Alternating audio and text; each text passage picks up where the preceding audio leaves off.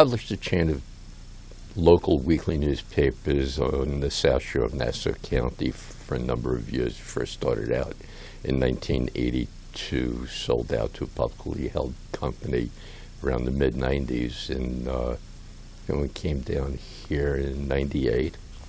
And I originally thought I was going to retire, and my wife had already found a house that she liked. She bought it. I started puttering around the house for about 6 weeks until she finally said, "Could you go find something to do?" So I left and went looking for something to do, but I really didn't want to decide on what it was going to be without consulting Josh, who knew much better than I ever did on what the smart thing to do was. So we had ended up coming down. I came down to visit in the spring of '98, and we looked at a bunch of publications that were for sale because we didn't know exactly where we were going to end up. We looked down at a magazine that was available in the Florida Keys, in Marathon in particular. That would have been a different lifestyle. We were out in Naples for some newspapers that were available out there. One in Sebastian. And one in Sebastian, that's correct. Didn't go very far. And then we had heard that a newspaper in Wellington, the Town-Crier, might be available. And we had a meeting with the founder and then the current publisher, which was the Bob Markey Sr., who was the founder, and then his son, also Bob Markey.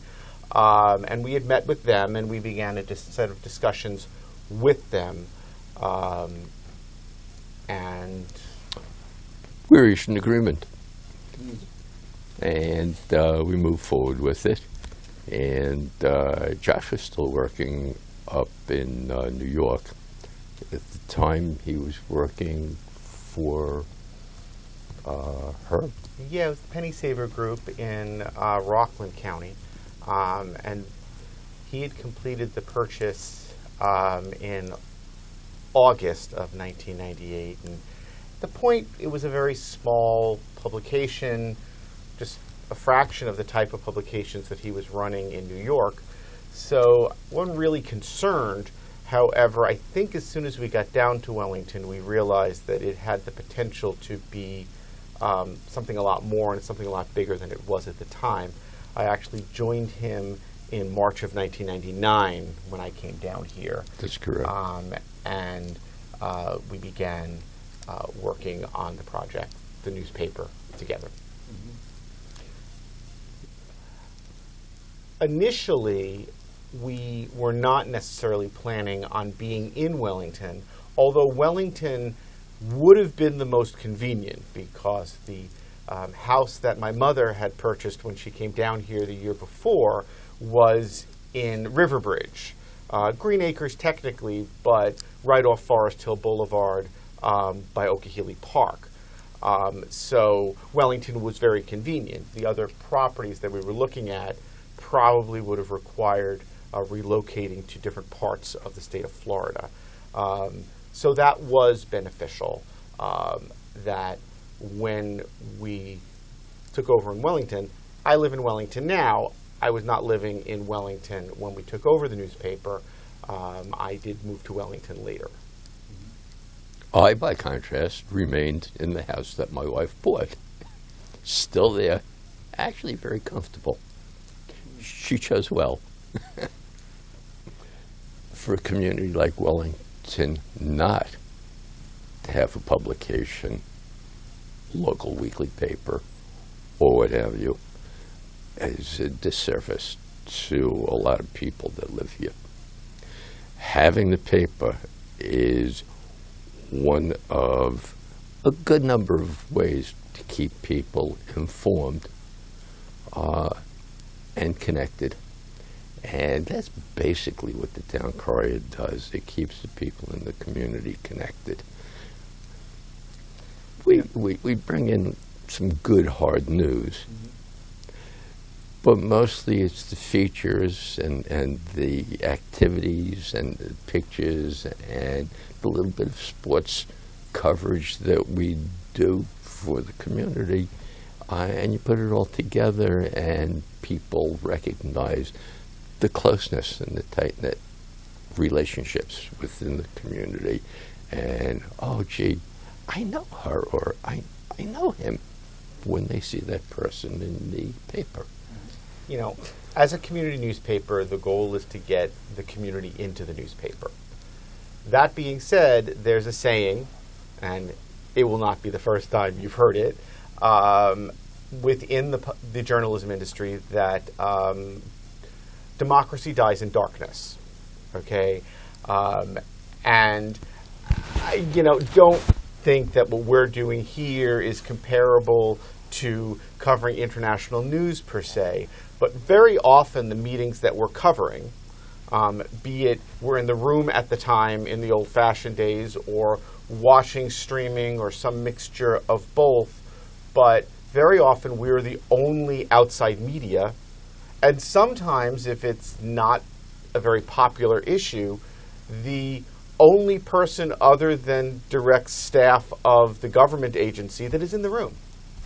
Okay? We have been covering things, multi-million-dollar local spending, where if the Town-Crier wasn't watching it, there would be nobody to know what was going on. And so that is part of what we are doing, is just reminding people that local government is the government that is closest to you. It has a great deal of effect on your day-to-day life. And there are lots and lots of organizations out there that want to cover international news and national news, and there's plenty of people hanging out in Tallahassee to figure out what the Florida state government is doing. But you don't have that many people nowadays that are looking after local government to see what is going on and doing the best that we can to try to bring this information to the residents of Wellington and also Royal Palm Beach, Loxahatchee Groves, the Acreage, now Westlake, and the different areas the Town-Crier newspaper covers, which is based in Wellington, but also covers all of the western communities of Palm Beach County. In our time in Wellington, we have lived through huge boom times and huge bust times. There have been good economic times, there have been bad economic times. And we have seen Wellington grow from, the Town-Crier has watched Wellington grow from a few hundred people. We can talk about the start of the Town-Crier in a minute, but the Town-Crier has seen it grow from just a few hundred people to a community of 65,000, 70,000 people it is today. We came on by when Wellington was about 20,000 people and has seen it more than double, come close to triple, probably triple in size. And there have been a huge amount of growth there. The mall at Wellington Green opened 2 years after we came down and took over the newspaper. Actually, what we used to see there are trees and cows. Mm-hmm. Now, there's a beautiful mall. He was very upset when he had to pass by to go to and from work every day, that site, and he was very upset when the cows left. Very. All right. The cows, turned into Buena Vida. We had to make business decisions because the Acreage, when we took over the publication, was a very small community, but it was going through its major growth spurt. And that was the first decision that we had made to create a mailed product. We created a mailed product up in the Acreage because when there was only a few hundred homes there, we could do our hand distribution there. But that's a very, very hard community to do hand distribution in, and that's why we created our first mailed publication. And eventually we converted all of our publications over to mail. Then I didn't have to worry about whether or not it was going to rain on Thursday night, which would create lots of wet, soggy carrier bags in front of homes. But now just about all of the Town-Crier newspapers are delivered to the subscribers through the mail. If you're not on the mailing list, please contact the office and we can get you on the mailing list. It is free. It is a free by subscription publication. And as far as other growth things, like Westlake wasn't even a concept until 5 or 6 years ago. And now it's the fastest growing community in Florida. The town of Loxhatchee Groves, we covered that community's conversion into a municipality, because it was a neighborhood in unincorporated Palm Beach County for a while. And of course, we've worked with the Village of Royal Palm Beach on historical pieces that they've been doing. They're one of the oldest communities in this here area, down to the 1950s as opposed to the 1970s when it came to Wellington, not incorporated till 96. Wellington was unusual in that it incorporated after it was largely built, infrastructure, not the size, as opposed to other communities such as Westlake, which was incorporated before a single house was built, and Royal Palm Beach was incorporated before a single house was built. So, we've watched a fair amount of history over the past 25 years here in the communities that we cover, largely Wellington. Going back to the distribution of the acreage, it was really pretty difficult negotiating the dirt roads to be able to get to people's front lawns and toss the paper in a plastic bag.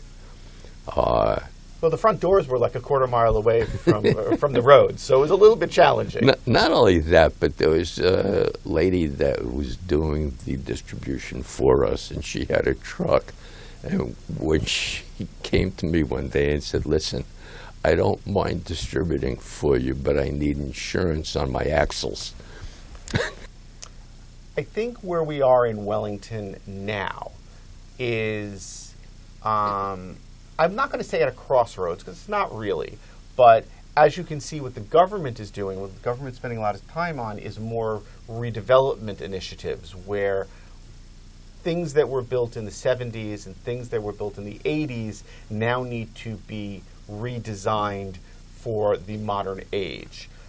There are areas in Wellington where they are working with property owners to try to retrofit the original very old communities in Wellington. Now, I come from the Northeast. They would laugh if you say that something that's 40 years old is very old. However, if Wellington wants to keep the lifestyle that it has, it needs to work on maintaining the infrastructure that it has. A lot of discussions regarding the future of the mall at Wellington Green. I was there the other day. It was packed. However, the issues that Wellington Green has is not a Wellington issue. It is on the entire concept of the indoor shopping mall across all of the United States and beyond. And I think Wellington's is doing better than many, not all, obviously, but better than many. And Wellington is being proactive. They just did a study as to what possibilities there are for that to become the type of shopping areas that people are now tending to frequent.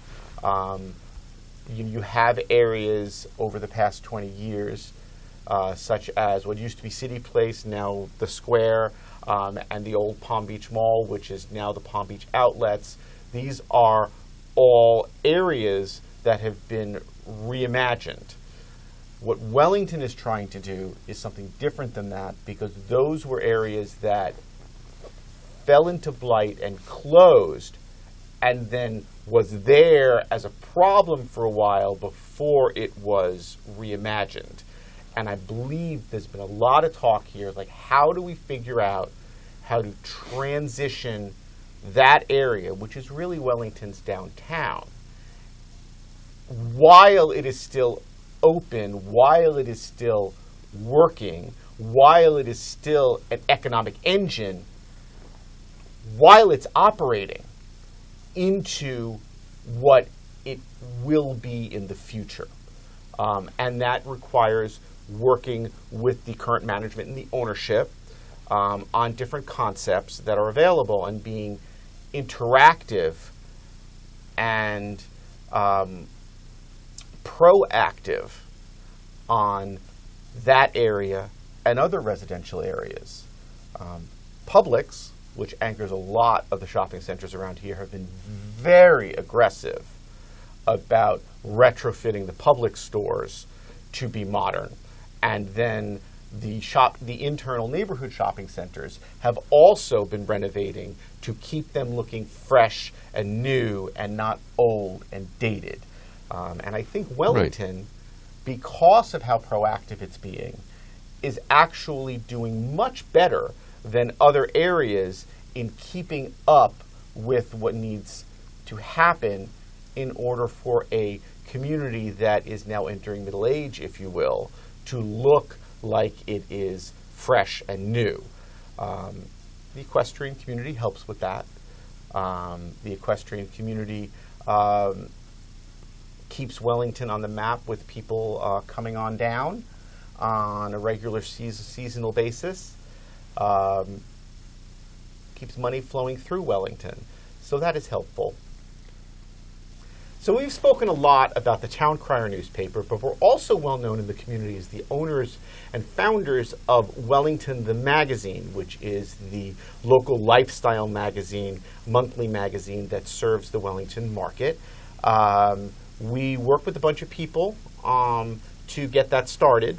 We're very, very proud of the work that we've done over the past 20 years. The magazine is about to celebrate its 20th anniversary. I have brought with me today the copy of the first issue of Wellington the Magazine. It had a feature on the Aero Club. It was dated January 2004, so just about 20 years coming on that. And that is another thing that we've worked on. In addition to the newspaper, we also have this magazine. Also nowadays, its sister publication, Royal Palm Beach, the magazine, and we've looked into other magazines for other communities as well. But I thought that I just wanted to mention this is one of the other things that we've done. And looking through it, it reminds me about what it used to look like with the old days, because of course we've gone through like a half dozen redesigns on the publication over the past 20 years. But this is something that was real when Wellington was really coming onto its own. It's got a lot of equestrianism in it. It's got a readability across the world, because there are people across the world that are interested in Wellington. Magazines adapt themselves very well to the digital age as well. So that is another thing that we work on in this community. You know, when we took over the Town-Crier newspaper, it was 18 years old. But the Town-Crier newspaper was founded in 1980. Wellington was very small over there. The concept wasn't approved till 72. The first homes weren't built till 76. The first shopping center didn't open till basically 79, 80. And that's when the Town-Crier started. And it was started by a gentleman by the name of Bob Markey Sr., who had come down from New York and had a background in newspapers. And he had this concept for a local newspaper serving Wellington and beyond. And so he started it, grew very, very quickly in the 1980s. That was the heyday of the weekly newspaper. The computerization of it made it a whole lot easier to do bigger and more. And he did. Those were the boom years of Wellington, and the Town-Crier was coming out 2 days a week 2 days a week at one point. By the early 90s, a lot of competition had come on board, and Mr. Markey, the senior, had become ill for a while, and his son had taken over, and we were actually speaking with him and his father when we purchased the newspaper, and gave it a slightly different focus and vision, and that is how we came onto the scene as kind of like the first as the founding owners and now as the second owners of the publication. And we've worked to try to keep the original vision along with our vision for the publication as servants for the community. Mr. Markey Sr. was actually very active in the incorporation of Wellington. He was one of the very active proponents from years before incorporation actually happened for first getting local representation on the Acme Improvement District, which was Wellington's pre-incorporation board. He was very friendly with the Reverend John Mangrum, who was the first resident that was appointed to the Acme board and was a representative of the residents on that board. And he was a columnist for many, many years, may he rest in peace, for the Town-Crier newspaper of the goings-on in the community. And nice man. One of the things that I brought to show is the Town-Crier newspaper from the week before the Wellington's final incorporation vote, the successful incorporation vote, as opposed to the previous one, that had a front page editorial written by Bob Markey Sr. That basically said that now is the time. So either Wellington is going to fade away into a bedroom community that doesn't have any say over itself or control over itself, or it's going to take the reins and become a real community, an incorporated community. And so, I can't say there were a lot of people who worked on that, so I won't say, oh, he was the most important. He wasn't, but he was part of a group of voices that was raising up to lead to the incorporation of Wellington. And I think it's safe to say that the Town-Crier newspaper was considered a major proponent of the incorporation of Wellington. And a lot of people were not happy about that. Right up there with Ken Adams. A lot of people were not happy about that. Wellington's incorporation passed by less than 1%. One of the reasons why it passed was because Wycliffe opted out. The previous vote, they saw that, now Wycliffe likes to say that it's in Wellington. But before that, they didn't know whether or not the Wellington idea was going to be a taxing boondoggle or whether it was going to be successful. And they are part of the Acme Improvement District. They were actually drawn out of Wellington's borders because a straw poll within that community showed widespread, no, we don't want to be part of this. And that is one of the reasons why, if you look at the numbers, that's why it passed. Because if they were still in it, only 1 or 2% that it passed by, it certainly would not have if it would have failed. Large neighborhood that didn't want to be part of it was included in it. So, it was fairly controversial. I think you can look back at it now and say that the incorporation of Wellington was successful and it was a good move to make, but I can't say that that was the opinion in November of 1995, that was the only opinion. There was a lot of dissenters in the community at the time. Here is an instance where one key person, Ken Adams, really, really prevailed. He pulled the team together that put together the proposals, then delivered them to Tallahassee and got a unanimous approval, brought it back with him. I think you need to name check a lot of people if you're going to name check Ken. Ken was very important to it.